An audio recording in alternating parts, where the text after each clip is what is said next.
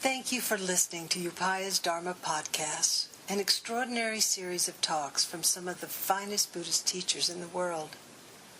I'm Joan Halifax, founder of Upaya Zen Center, and we're so happy to make these podcasts available to you. If you find this talk of benefit, please consider making a donation to support us to continue offering these recordings freely. You'll find a donation button on our podcast page. And thank you so much for listening.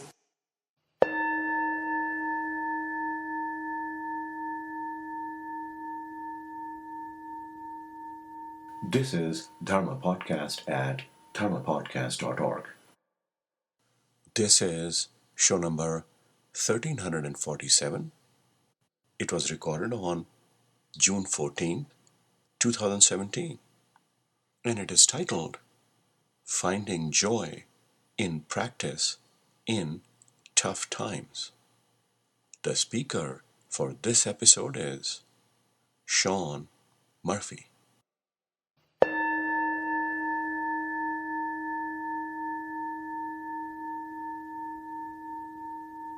To get started, how many people here are regular practitioners of Zen meditation?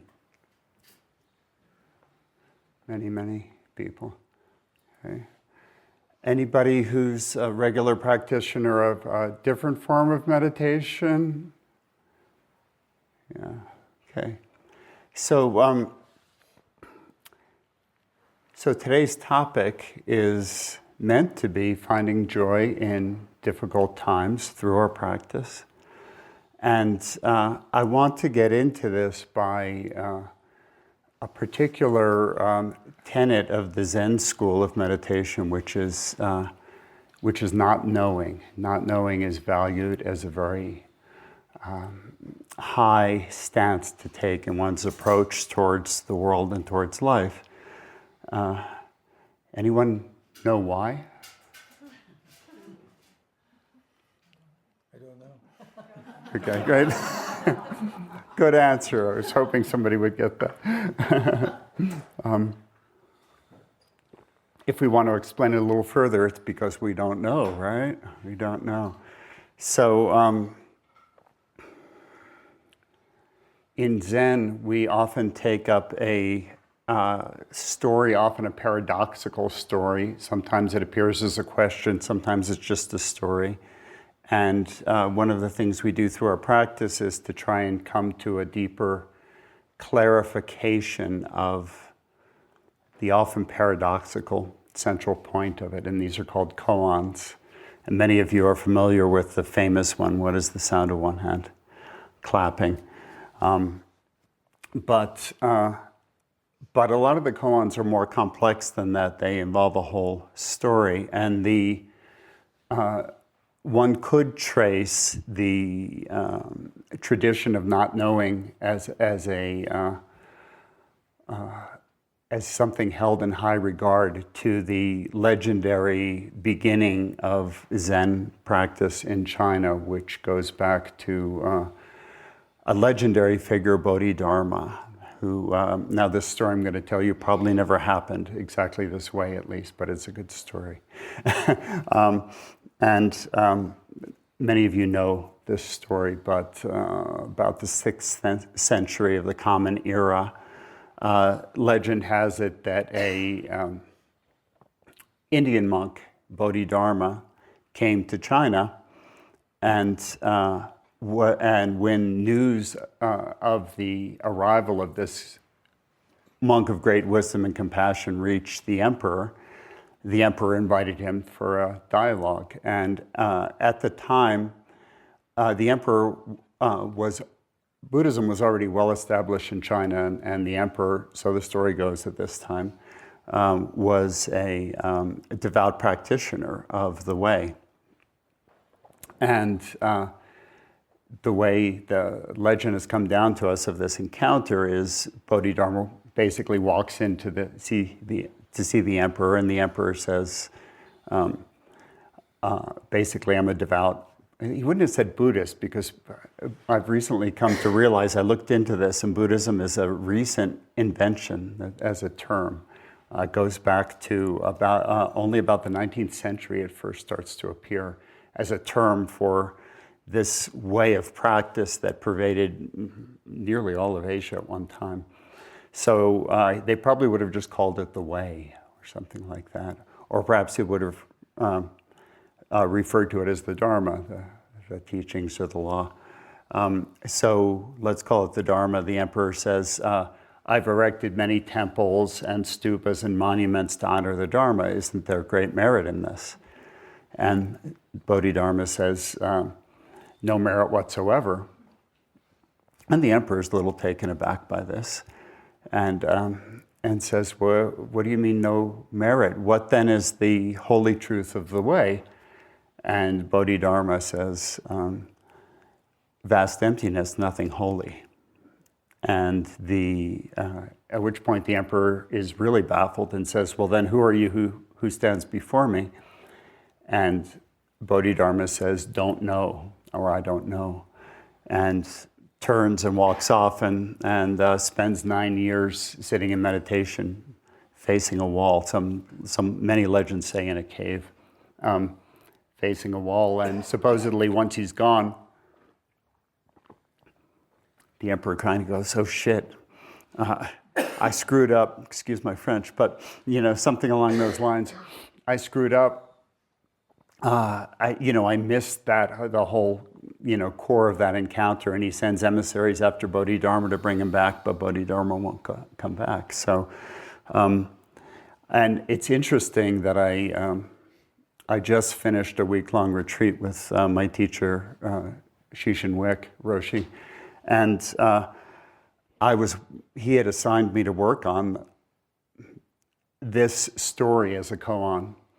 And I didn't realize I had that assignment until I arrived at the retreat, at which time he'd already asked me to prepare a talk, and the talk I'd prepared was not knowing. So it was very synchronistic that I should work on this as a koan. So if you're working on this as a koan, there's a few points you look at. One is the vast emptiness, to try and elucidate what Bodhidharma was pointing to by saying that. But also, why, what's this not knowing thing about? Why would Bodhidharma say, when he's asked who he is, say, I don't know, and what's he pointing to? So it strikes me that not knowing, one way to speak about it is Bodhidharma was pointing to the fact that I don't know I can't explain who I am and why I live and why I walk upon this earth. And neither can anybody, not even you, Mr. Emperor. You think you're an emperor, but that's not the truth of who you are, And so in Zen, the truth of who we are is never contained in what we think about ourselves, or the truth of anything is never contained in what we think about anything, really, which has a lot of bearing in terms of the upset and turmoil a lot of us are experiencing about what's going on in our society and culture, politics today. We desperately like to know what's going to happen, but we don't know what's going to happen, do we? So why do I bring this up in terms of talking about how to find joy in difficult times? And I have to say, I don't know. I just hope to, I hope to clarify the question through this conversation. It's funny, as I was, ruminating on what this talk was that I was going to give on the fourth day of this retreat that I was just on, I walked into the portion of the house that my teacher uses, and happened to see on the wall there was this quote, which is it said, "Thinking is no more than a tiny aspect of consciousness of who we actually are." So isn't that interesting? We value thinking enormously in this culture, but if you really want to get to the root of practice, we have to go very deeply into not knowing who we are. In other words, letting go of who we think we are. One way to reflect upon it is to remember And I think we all can remember a little bit, if we really cast our minds back, that we were born without knowing who we were. We were born without knowing even that we were a separate entity. We were born without even knowing that there was such a thing as a separate entity or an entity that wasn't separate. We were just born with pure awareness, right? Before we learned to distinguish one thing from another, before we learned that our parents are separate from us, which is where fear starts, right? Oh my God. I'm separate from the universe. I've got to protect this separate self, right? But all of that's learned. So in practice, we let go of our thinking mind and we just go back to direct experience. And the direct experience of the world that comes to us through our senses is very similar to what our direct experience would have been when we were born. And one way to think about it, of course, babies are not enlightened beings. We have to go through this whole process, to come back in a certain way to that mind that it didn't even know that it was ever going to know. That's how deep that unknowing was. But a baby is a very authentic being, right? There's nothing unreal about the being of a baby, right?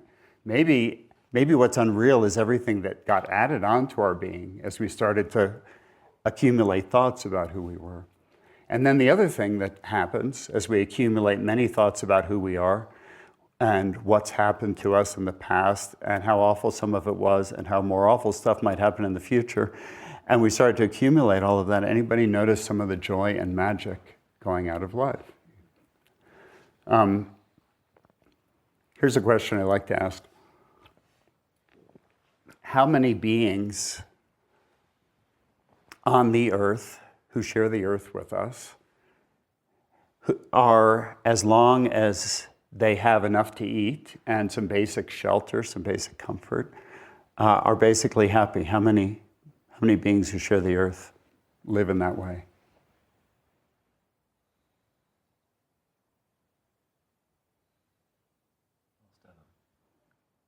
How about all of them except for human beings above a certain age? Even when we're children, we tend to live that way until we start to learn not to, right?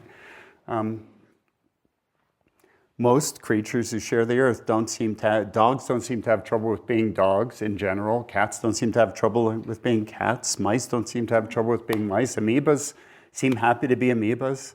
Philodendrons seem to not be in constant angst. Oh, why should I live on? I'm only a philodendron. No, they don't even know they're a philodendron, right? They're just living, So maybe Bodhidharma was saying something to the emperor like, if you could forget you were an emperor and forget that you were accumulating all this merit and forget trying to impress me with all this stuff you've done, maybe then we could have some kind of a genuine interaction, Maybe then you'd really understand the way, So in our tradition, not knowing is a very highly regarded stance. It's how we practice, right? If you want to boil down what meditation of all forms is, they all involve coming back to the present moment in some deep way, right?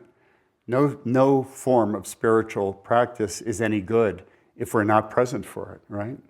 That goes for all the spiritual practices, but maybe especially meditation, where we consciously let go of what we think about life and just return to just living. That's one way to boil down the many hundreds of approaches to meditation. So when I first heard this stuff about not knowing in the Zen tradition, for a while it baffled me. Of course, it's supposed to baffle us, isn't it? Basically, it's saying, return to bafflement, you'll be closer to reality. But at first my mind slightly balked. I thought, oh, geez, isn't it good to know? And sure, of course, it's very good to know, how to change a tire. If you get a flat tire, it's very good to know what your job is. If you're one of the residents here at the monastery, it's very good to know how to ring the bell properly or to, how to prepare a meal properly or whatever your job is here. So this isn't about cultivating ignorance, but it's about noticing how what we think we know takes us further from reality. So there's a story that I learned from my teacher, and I've repeated it here before, and I don't know how many people were here before the last time I spoke, which was only a few days after the election. Yeah. So I was trying to remember if I told this story then, and I don't know. So I'm going to tell it again. It bears repeating. It came down to me through my teacher, Shishin Roshi, and I know it as Mr. Say's horse, and it's a version of an old Chinese folk story, and the way it goes is Mr. Say has a nosy neighbor who likes to come over and comment on everything that happens to Mr. Say, and one day Mr. Say's horse runs away, and Mr. Say's neighbor comes over, grabs a cup of tea, sits down, and begins to spout forth on how horrible this is. Oh my God, your horse has run off. You're not going to be able to plow your fields. Your crops are going to fail. Your family is going to starve. What horrible tragedy has befallen you? And Mr. Say goes, maybe, maybe not. It's a little Jewish, isn't it? It's like, we don't know, right? Or a lot of cultures have that, don't they? What's the word? Comme ci, comme ça, you know that? We don't know, right? Maybe, Mr. Say says. And so a few days later, Mr. Say's horse comes back and is leading 2 wild horses. So the neighbor comes over and goes, Mr. Say, what great fortune. You're a rich man. You have 3 horses now. You'll be able to plant 3 times the amount of crops. How wonderful, how wonderful. Mr. Say goes, maybe. We'll wait and see. A few days later, Mr. Say's son is trying to train one of the wild horses, and he gets thrown and he breaks his leg. The neighbor comes over. Oh, what horrible tragedy. Your son's broken his leg. Now you won't have any help plowing your fields. You're getting too old to do it yourself. Your crops are going to fail. Your family's going to starve. Mr. Say goes, maybe, we'll see. A few days later, the army comes through, and they're conscripting all able-bodied young men in the village, and Mr. Say's son is the only one who's passed over because he has a broken leg. The neighbor comes over, what great fortune, your son broke his leg, right? So it goes on like that infinitely. So it's a story about not knowing, right? It's a story about at least being open-minded. So it's interesting to go back to my teacher, Shishin Roshi. His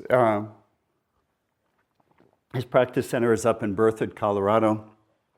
But and I get up there regularly, but I also Skype with him often. And we talked a lot about the election when it was coming up, and he was concerned about it, And it's interesting because one of the prescriptions that we have in any kind of Buddhist practice is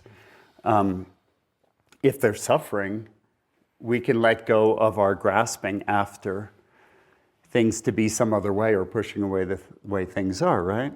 So that works really well in my everyday life as far as not being upset about my horse running away and my son breaking his leg. Well, I don't know. I don't have a son or a horse, but you know what I mean? In the everyday things of life, it works well. But and one of the ways to find joy or freedom from suffering in one's everyday life is to accept things as they are, not grasp after things being differently, and not push away what is, right? That's a basic prescription for practice. But what about all the other suffering that isn't happening to us, And what about the suffering that's happening to the world, And what about the suffering that's happening to our environment and the fact that we might have to think about, we might have to oppose things as they are in order to take care of the many problems that are besetting our society and the world. So I had some interesting discussions with Shishin Roshi about this. And one day he said to me, we were talking about the election and what might happen and everything. And he said, I choose to allow myself to be troubled by this. I thought that's really interesting. That's really interesting.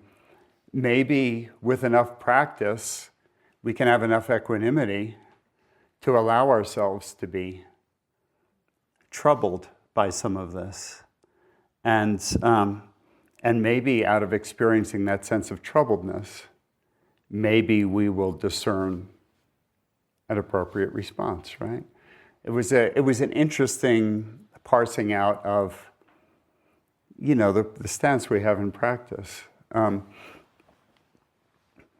Allowing himself to be troubled, So how much do we allow ourselves to be troubled?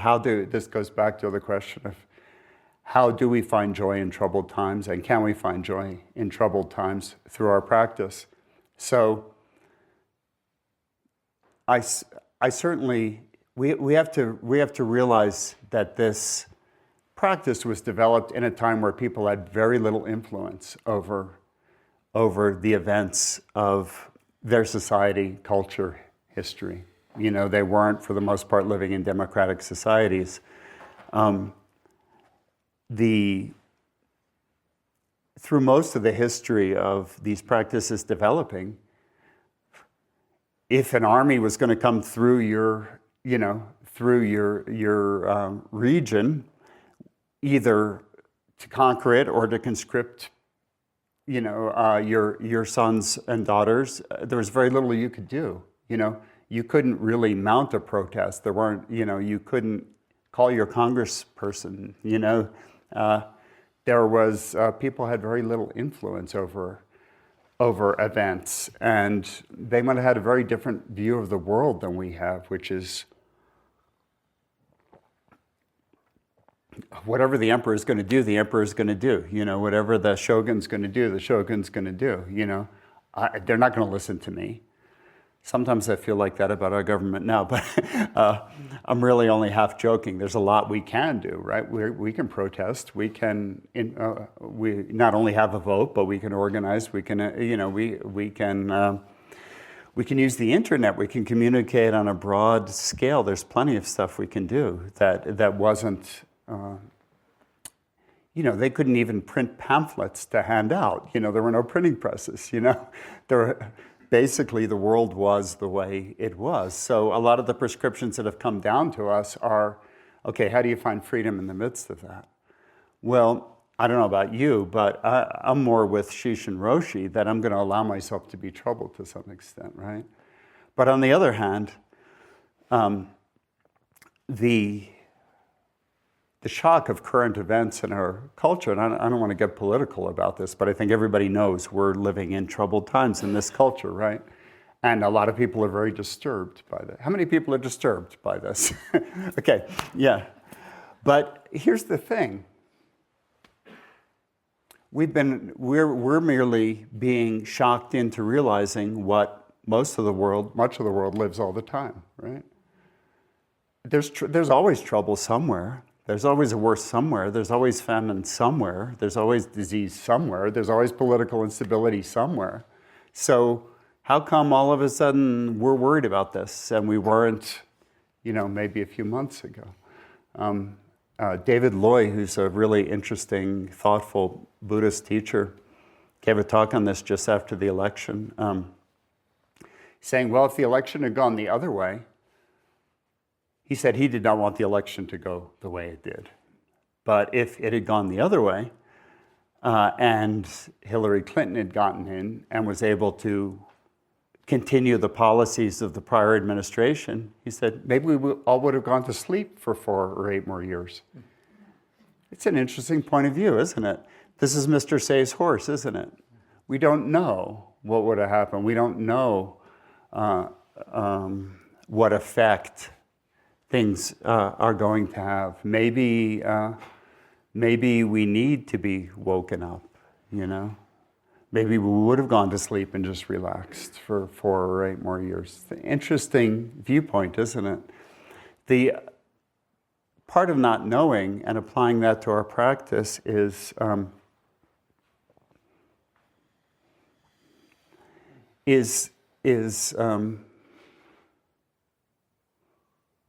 holding our conclusions in abeyance. We don't know what the outcome of things is going to be. Anybody who lived through the 60s and 70s in that time of tumult saw great positive change come out of all the horrors of the Vietnam War and the assassinations and everything, because it woke people up to come together and create change. I was born in 1957. Guess what? In 1957, the segregated South. No women's movement, no environmental movement. No multicultural society.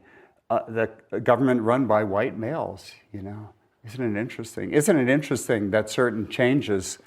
I think if you even go back to the time of Reagan and some of the original Bushes, before there were Bushes everywhere, some of the original Bushes, I don't know, did they have women and minorities in their cabinet, in their governments? Not so much, Maybe very little, maybe hardly at all. And that's really recent memory. And even this administration, who many people think have very non-progressive policies, it's just taken for granted that there's women and minorities in certain positions of power. Isn't that interesting?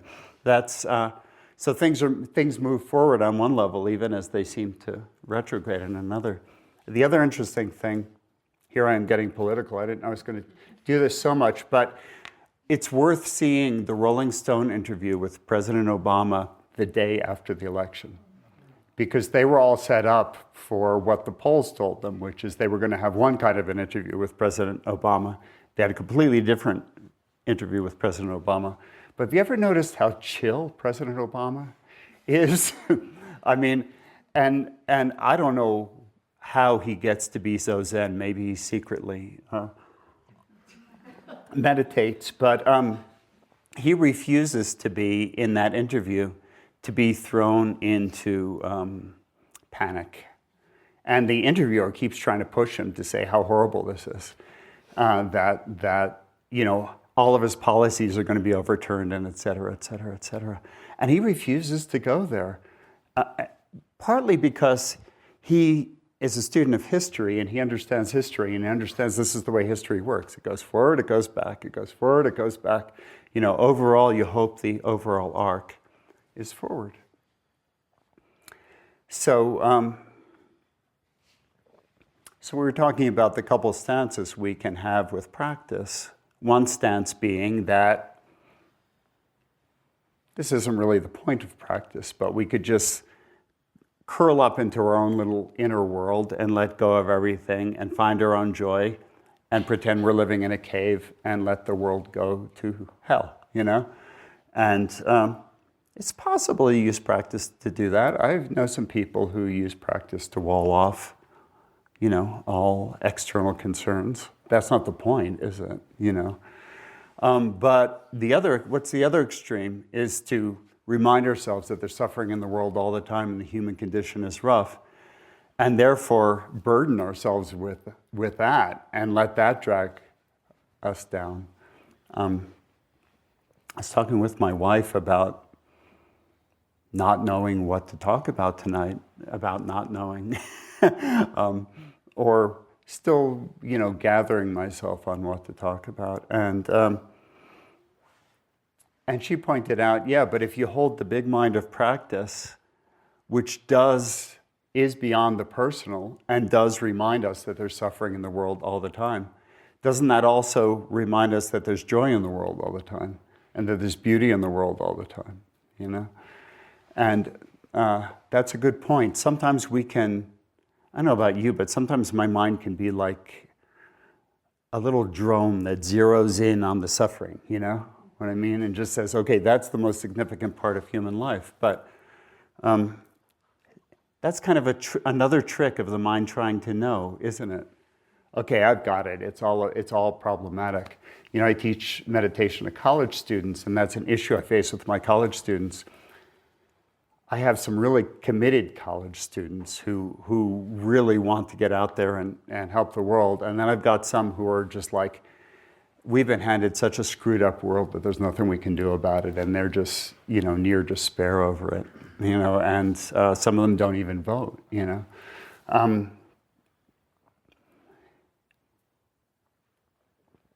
One of my students in my Sage Institute meditation leader training program recently came and said a really interesting thing to me. I don't know where she got this quote, But she said it's troubled her for a long time that she's an optimist and her husband's a pessimist.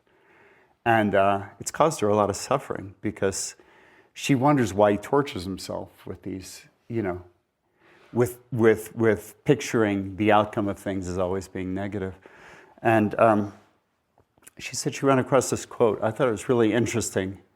Let me see if I can paraphrase it properly.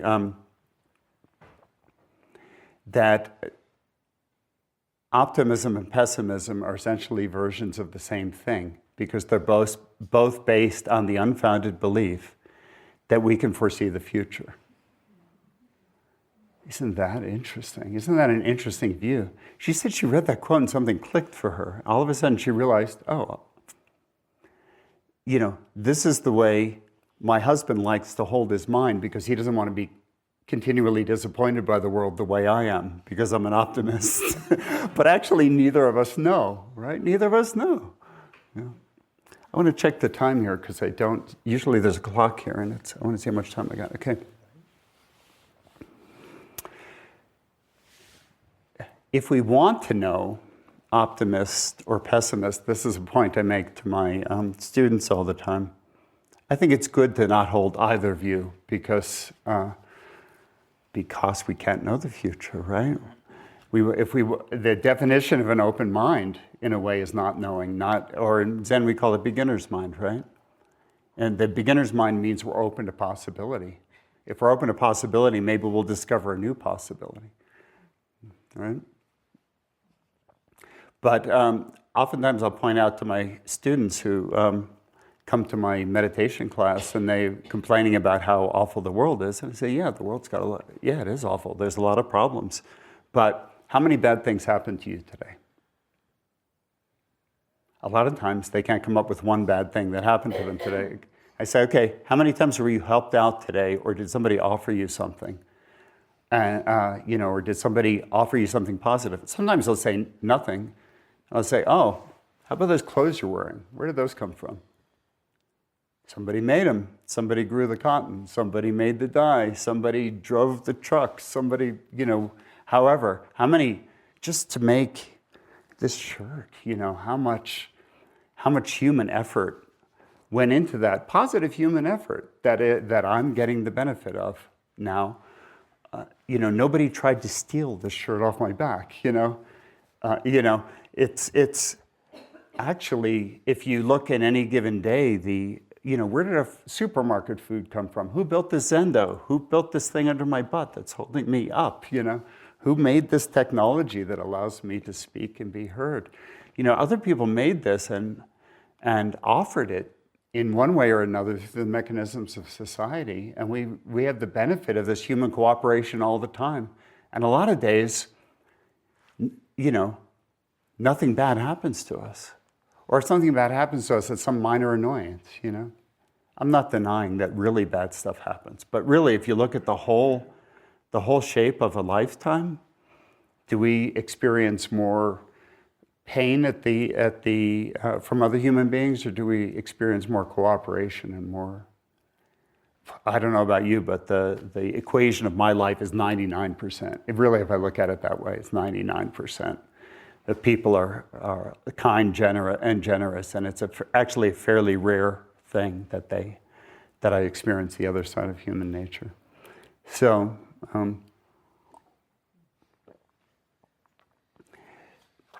but just keeping an open mind, about things. Let me give you an example from our own lineage. Bernie Glassman, as many of you know, is Roshi Jones' teacher.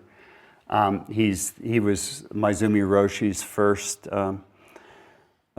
Dharma successor, and therefore he's the founder of this lineage that I also now practice in, and I'm a Dharma holder in. This Western lineage of Zen teachers, and Bernie Glassman was the first. And he founded, he wasn't the first Western teacher, but he was the first in this lineage. He was one of the first of the Western teachers. And he founded the Buddhist Peacemaker Order. And he has, how many people know about Bernie's work? Something about Bernie's work? He likes to be called Bernie, therefore I use first name basis with him. That's what he likes. He does these amazing things. He does street retreats where if you go on a street retreat with him, some people here, how many people here have done one of those street retreats? Yeah, okay. Where you go and live as a homeless person on the street. He does bearing witness retreats to Auschwitz. Some of you, has anybody been on those? Natalie's been on one of those. He just did a bearing witness retreat recently in the Black Hills. It had to do with bearing witness to the harm that's been done to the Native Americans.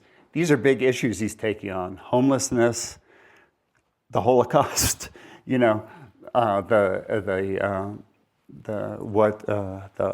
everything that's been done to the Native Americans.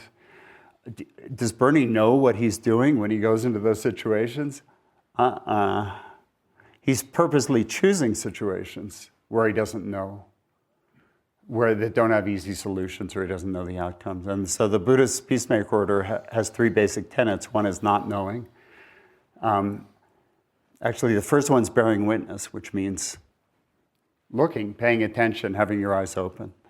Certainly, that's the purpose of going to a place like Auschwitz or doing a street retreat, right? Is to bear witness, to have your eyes open to what's going on, which involves some suffering, a lot of suffering. The second tenet is not knowing. In other words, going in without one's preconceptions, without your preconceptions, without thinking you know what the deal is. That must be tough, in some of those situations, not going into Auschwitz with an open mind. That must be tough, and chanting the names of those who were killed, which is one of the practices they do. The third is, he keeps varying the third a little bit. The version I like is compassionate action. So out of bearing witness and not knowing may come compassionate action. Lately, I think he's been, anybody know what the updated version is? He might just be saying action now. But in other words, if we go into a situation, even a very difficult situation, with an open mind, we may discover something that looks like some kind of solution. Now, we can't solve the Holocaust, but I know one solution that's come out of that has been reconciliation between people who served as Nazi guards and some of the people who survived and who were inmates. That's a remarkable thing in itself. And maybe some solutions will come to other supposedly intractable situations like homelessness, or like Native American rights, or like our environmental issues. But I don't think they're going to happen if we don't have, I don't think we're going to find the solutions if we don't have an open mind. And to circle back to the way we work with koans, or the conversation that Bodhidharma had with the emperor, there's no way to work with a koan effectively if you think you know. You have to sit with not knowing, and a way to present the problem, or perhaps sometimes a solution, may come out of that not knowing. And perhaps that's the only way to talk to power, which is what was happening with Bodhidharma, a homeless monk who only owned his robe and begging bowls, talking to the emperor. Maybe that's an interesting way to talk to power, not knowing, So,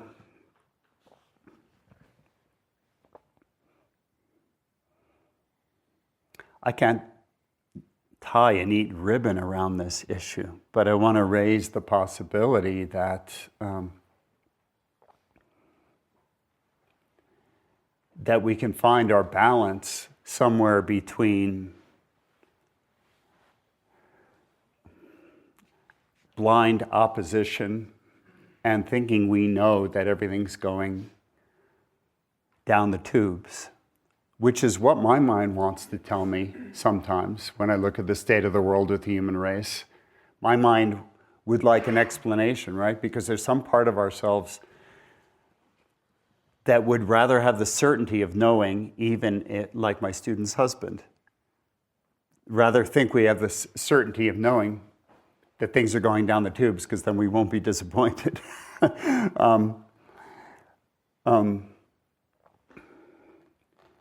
And maybe somewhere between that thinking we know that things are bad and are only going to get worse, and just escaping and not paying attention, maybe somewhere in between we can find a point of balance for ourselves that allows us to appreciate our life and everything that's good and everything that's positive, while not blotting out all the things that need to be taken care of or need to be addressed. And I don't know about you, but I don't know how to fix all the problems of the human race right now.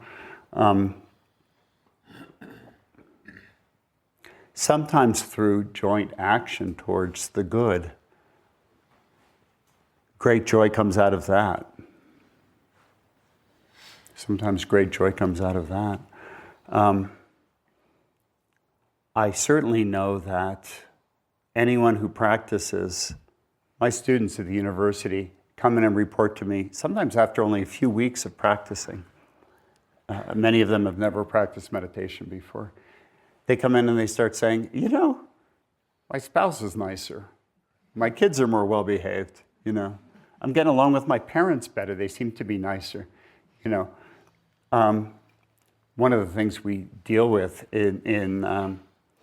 is forms of not holding to fixed opinions, you know, because so much of conflict comes from that, doesn't it? You know, trying to win our parents or grandparents over to our viewpoint or something, or trying to make our kids behave the way we think they should, or the worst is trying to make our spouse, you know, behave. That's what was going with my student, right? For probably 20 years, she's an optimist, he's a pessimist. They're locked in hopeless opposition, right?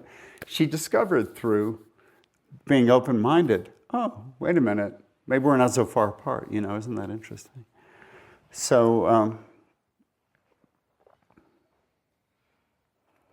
I guess I'm encouraging us to trust the not knowing and to think that that's okay, to consider that that's okay, and to watch the tendency of our minds to want to pin things down, because so often it'll pin things down in a way that isn't helpful. Now, if we don't know, that's scary, you know, which is a lot of the reasons we avoid not knowing. But in not knowing, there's also this endless possibility, isn't there?